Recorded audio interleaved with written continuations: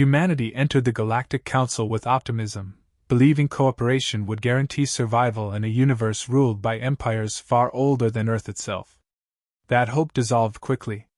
The Council imposed suffocating technological restrictions, classifying humans as a developing species, incapable of handling advanced weaponry responsibly. Every request for better defenses was delayed, rejected, or buried in committees whose agendas served the dominant species. Humanity complied for decades, patching outdated ships, relying on inefficient plasma batteries, and trying to prove they were worthy of trust. But compliance didn't stop threats. Pirate clans, mercenary syndicates, and rogue fleets began pushing into human territory because the Council wouldn't reinforce border sectors. Worse, the Council forbade humans from increasing their military capacity without permission that never came. The breaking point arrived when a notorious pirate dreadnought obliterated a human colony's orbital shields in under an hour. The Council expressed regret, issued a sterile warning to the pirates, and moved on as if the deaths were inevitable collateral. Humanity realized it stood alone. The appeal process for defensive upgrades stretched into its 15th year. 15 years during which humans suffered raids the Council never experienced. The message was clear: humans were valuable as labor, trade partners, and scientific contributors, but not as equals. Not as a species deserving autonomy. Human scientists and military leaders convened in secret to address the escalating threat. If they could not rely on the Council, they would rely on their own innovation. Plasma technology had been capped by legislation. Energy weapons were monitored aggressively. But the Council barely cared about kinetic research, dismissing it as primitive and obsolete. That oversight became humanity's opening. Engineering teams across Luna, Mars, and the Jovian shipyards collaborated on a forbidden project built around raw physics instead of exotic Council-grade power systems. Their work produced a monstrous structure that wrapped around an orbital ring, the Mark IV Railgun, a weapon designed to push hyperdense slugs to unimaginable velocity through brute force electromagnetic acceleration. The Council believed such attempts would melt barrels, overload reactors, and tear apart stations. Humans simply engineered around those problems. They used layered cooling systems, magnetic buffering, and rotating firing rails to dissipate heat. The weapon size alone made Council analysts laugh, until the demonstration.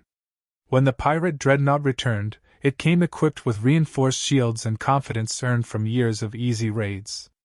The Mark IV fired once.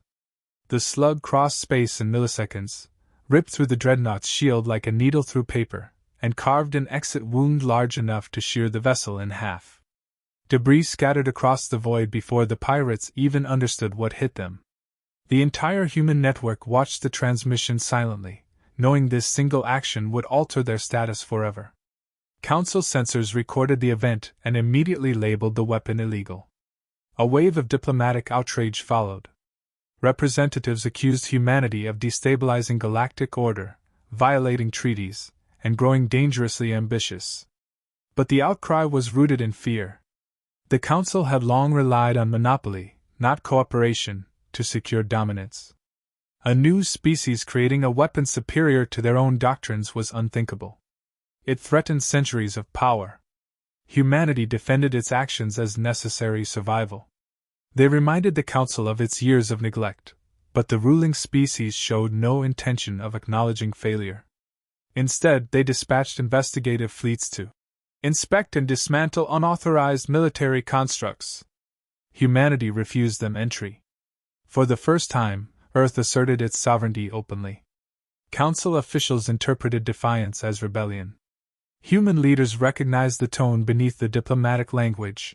Submission was expected, not requested. Surveillance ships began gathering around Sol, reporting every electromagnetic signature, and preparing legal justification for harsher intervention. Yet beneath the political tension, something else was growing. An understanding among humans that the Mark IV railgun was not the peak of their ingenuity. It was merely step one. The Council had underestimated humanity once. It would not be the last time. The Council's outrage transformed quickly into strategy. Their analysts interpreted humanity's refusal to dismantle the Mark IV program as the first sign of insubordination, and political branches agreed that a swift demonstration of authority was required. A blockade fleet was assembled under the justification of stabilizing the region. Its warships arrived in tight formation along the edges of human-controlled space, cutting off trade routes, intercepting transports, and broadcasting ultimatums demanding immediate compliance. They insisted humanity surrender all research data and place their defense systems under Council oversight. The blockade was meant to intimidate, not destroy, but it revealed the Council's true fear: humanity's ability to innovate beyond approved limits. Humans responded with calm determination. Their ambassadors delivered formal objections citing repeated neglect and unfulfilled promises, but diplomacy was no longer a shield. The blockade disrupted supply chains, pressured outer settlements, and threatened to escalate into open fire if humans attempted to reinforce any orbital platform. It was a quiet siege designed to suffocate progress without triggering a war. Yet behind the Council's rigid formation, unease spread. The fleet commanders had all studied the Mark IV recordings.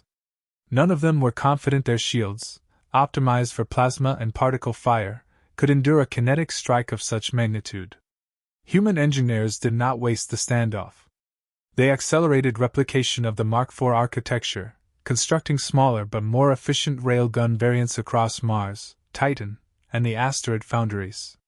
These installations blended deep space camouflage, thermal dampening, and internal magnetic stabilization that allowed each platform to fire with minimal external signatures. By the time the Council imposed stricter patrol rotations, dozens of railguns were already positioned to cover every probable approach vector. Human tactical analysts dissected the blockade with relentless precision. Using long-range sensors, intercepted signals, and predictive modeling, they mapped each ship's shield harmonics, maneuvering patterns, and blind spots. The data revealed a fatal oversight. The Council had arranged its ships in a formation optimized for deterring energy-based threats, not ultra-fast kinetic strikes. Humans labeled the vulnerable angles, entry windows, and prepared firing solutions in advance. The Council's first mistake came when a cruiser attempted to reposition closer to a human supply station. Its approach violated a protected corridor, and Human Command ordered a warning shot. One railgun fired at minimal power, sending a slug past the cruiser's bow at near-relativistic speed. The displacement shock alone destabilized its shields and triggered emergency protocols. The cruiser reeled back, unable to comprehend how close it had come to annihilation, and transmitted an immediate protest claiming humanity had launched an unprovoked attack. Humans responded with recorded data showing the exact incursion coordinates. The incident revealed the imbalance. The Council expected obedience. Humans expected respect. While diplomats exchanged accusations, the Council's intelligence division combed through railgun telemetry and realized that the Mark IV's performance wasn't a lucky engineering fluke. It was part of a coordinated technological leap. Reports concluded that humanity's research speed had risen far beyond expectation, aided by decentralized scientific networks and a willingness to experiment without bureaucratic constraints. The Council's upper chambers viewed this as a long-term threat. Their authority depended on controlling knowledge. A species capable of outrunning their innovation could unravel the entire system. Pressure increased. The Council authorized the fleet to prepare a forceful disarmament if negotiations failed. But human strategists anticipated the escalation and prepared a layered deterrence plan that relied not on numbers but on precision. Every railgun had 3 pre-calculated targets: 1 ship, 1 command node, and 1 hyperlane gate. If the blockade fired first, the humans would cripple their operational capacity before they could regroup. Then came the moment that broke the stalemate. A Council destroyer, attempting to scan a classified human facility near Neptune, activated an invasive probe that humans interpreted as a prelude to hostile action. The nearest railgun fired instantly. The slug bypassed the destroyer's shields and tore through its core, splitting the vessel into 2 incandescent fragments. No threats. No warnings. Just physics asserting dominance. Silence followed across every channel. The Council realized their fleet was not intimidating humanity. It was standing in the crosshairs of an opponent that had mastered a form of warfare they were unprepared to counter. Human Command, however, understood something even more important. This victory would force the Council into desperation. And desperation in ancient empires often led to catastrophic decisions. The railgun era had shifted the balance, but humanity was already developing a weapon that would overturn the balance entirely. Humanity's leaders understood that the railgun advantage, while devastating, wouldn't last forever. The Council's technological monopoly was vast, and once they recovered from the shock, they would create countermeasures. Humans needed something that couldn't be adapted against, something that redefined conflict entirely. This urgency pushed their brightest minds deeper into experimental physics, searching for a breakthrough that bypassed the limits of propulsion, shielding, and travel lanes. That search culminated in a classified initiative known only as Project Horizon. Project Horizon began as an attempt to refine instantaneous data transmission through quantum entanglement, but researchers realized the same principles could influence physical displacement. The Council had abandoned teleportation centuries earlier after it consumed impossible energy levels and caused catastrophic distortions. Their archives dismissed it as a dead field.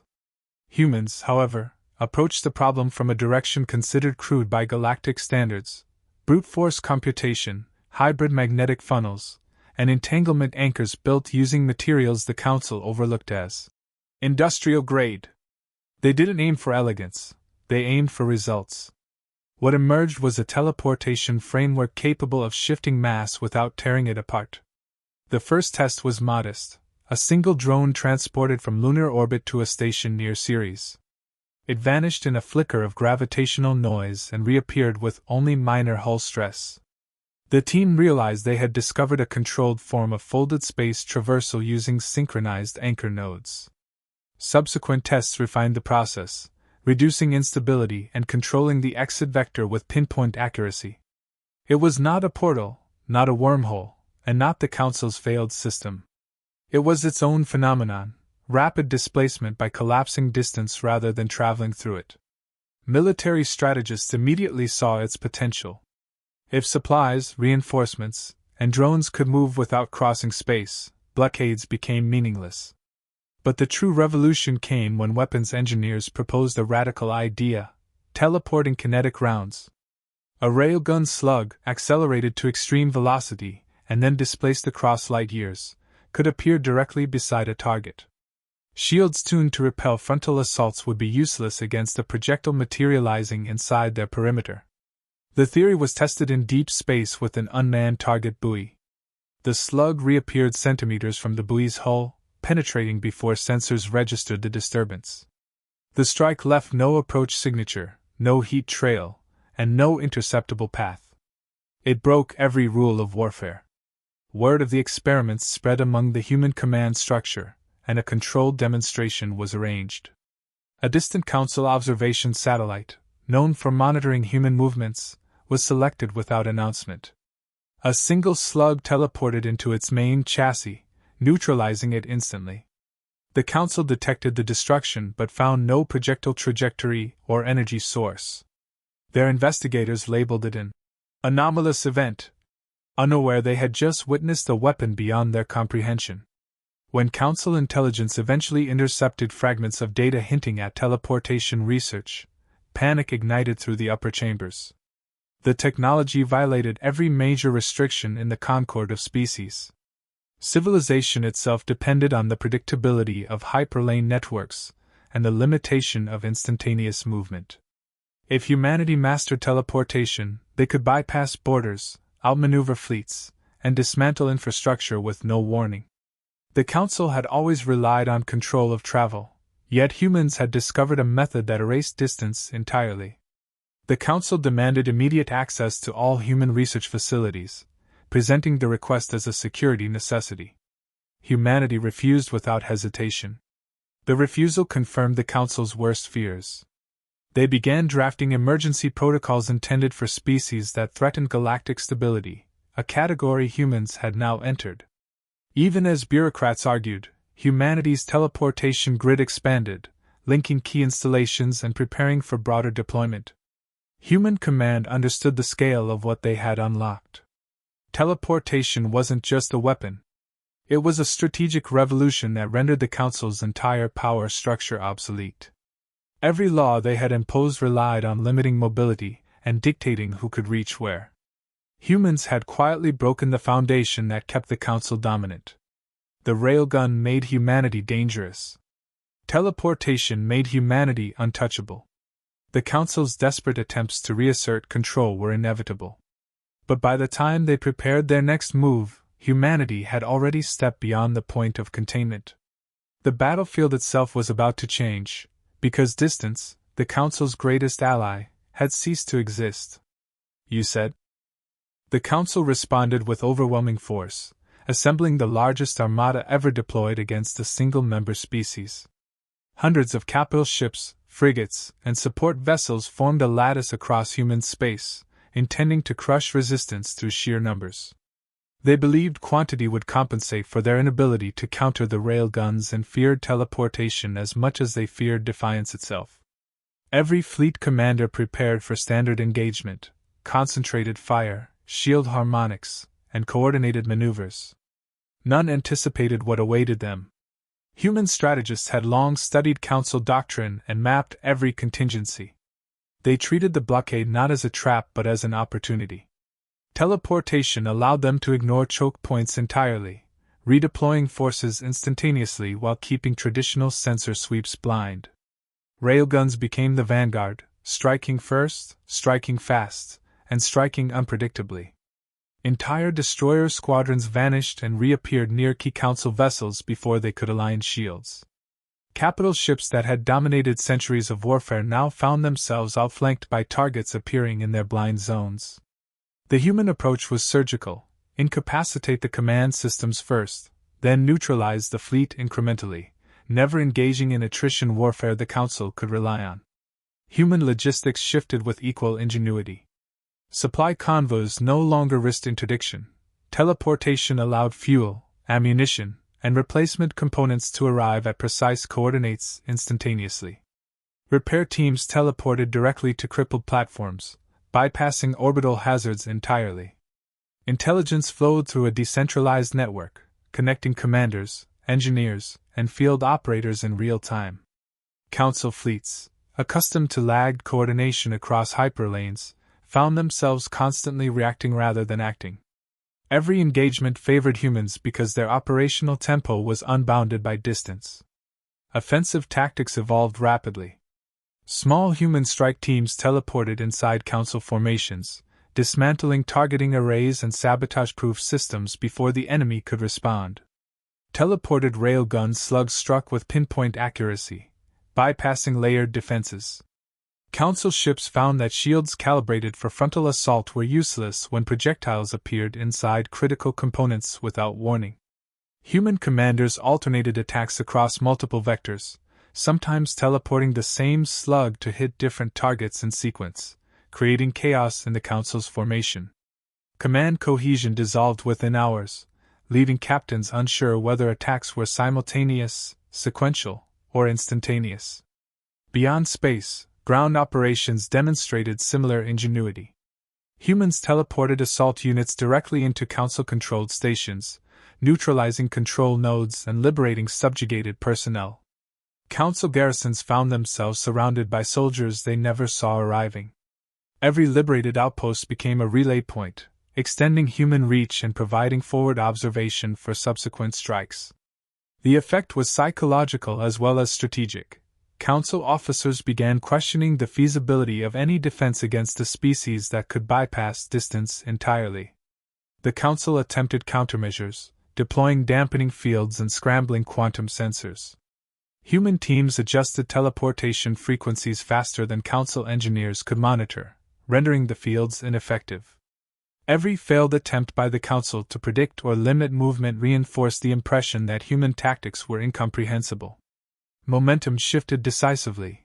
The fleet designed to intimidate and dominate now staggered under the weight of human ingenuity, innovation, and relentless adaptability. By the time the Council's high command realized the scale of failure, human forces had already seized strategic infrastructure and key communications arrays. Even intact ships found their coordination disrupted by teleported railgun strikes and invisible sabotage. Defections from Council-aligned species began to appear as oppressed populations recognized the futility of resisting humans. The narrative of invincibility the Council had relied upon for millennia crumbled as Earth proved not just technologically advanced, but tactically superior, morally resolute, and unpredictably ruthless. Humanity did not seek conquest but enforced survival and autonomy. Every action, every deployment, and every strike emphasized precision over chaos, efficiency over destruction.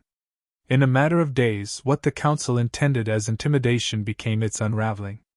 Railguns shattered their confidence. Teleporters shattered their control. By the time the dust settled, humans had transformed the battlefield itself into a weapon, proving that in strategy, adaptability and vision outweighed numbers, legacy, and fear. Humanity moved decisively toward the final phase of confrontation, knowing the Council's authority depended as much on perception as on firepower. The galaxy had watched for centuries, conditioned to obey decrees and fear reprisal. Now every species witnessing the events in human space realized the Council's supremacy was not immutable. Humanity's plan leveraged this truth. The railguns and teleporters were not only weapons but instruments of political redefinition.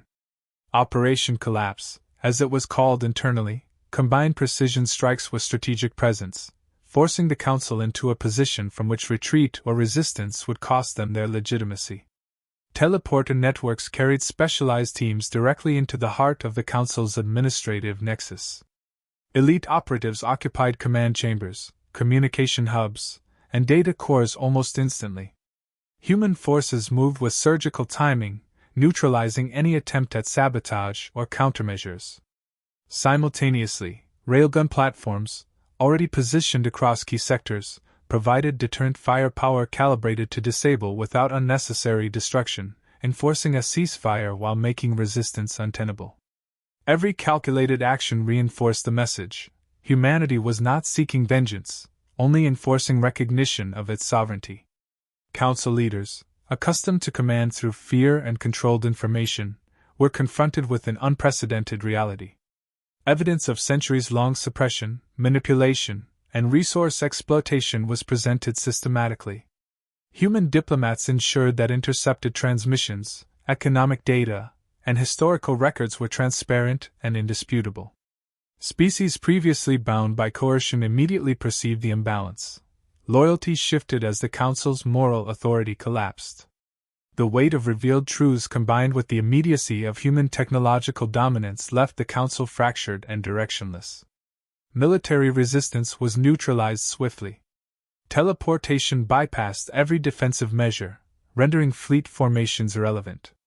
Railgun precision disabled key engines and weapons systems without widespread destruction, ensuring that survival and compliance, rather than obliteration, became the only practical choice. Council command structures disintegrated as communication networks were commandeered or severed, leaving subordinate species to choose alignment independently. The human strategy emphasized control through presence and evidence rather than indiscriminate force, demonstrating that authority derived from principle and capability, not mere numbers. As the Council's grip weakened, humans initiated diplomatic consolidation. Rather than impose direct rule, they proposed a decentralized alliance in which each species retained sovereignty but agreed to cooperative frameworks for trade, defense, and technological exchange. Teleporter technology, the ultimate equalizer, was selectively shared with trusted partners to prevent concentration of power and to foster stability. Humanity demonstrated that power without restraint is destructive, but power wielded with principle enforces legitimacy. The same technologies that had rendered the Council obsolete now became tools of reassurance, not domination. The final act unfolded with rapid clarity. Remaining Council officials were detained or neutralized, their escape routes blocked by teleportation squads. Species previously subjugated openly defected, consolidating governance around human-led oversight structures. Humanity assumed the role of stabilizer, not conqueror, ensuring that chaos would not follow the collapse of a millennia-old hierarchy. Their intervention illustrated the HFY principle: intelligence, ingenuity, and moral clarity can overthrow oppression without succumbing to it. In the end, the galaxy recognized a new order, one defined by capability reinforced with ethical constraint. Railguns had shattered fleets. Teleporters had erased defenses. But it was humanity's vision, resolve, and principled strategy that dismantled centuries of authority. Every species understood that the measure of strength is not merely technological superiority, but the courage to wield it with foresight and purpose. In a universe built on hierarchy and fear, humans had proven that autonomy, innovation, and unyielding will could redefine destiny. Their triumph was complete, not in destruction, but in the assertion that no authority, however ancient, could withstand a species unwilling to submit to injustice.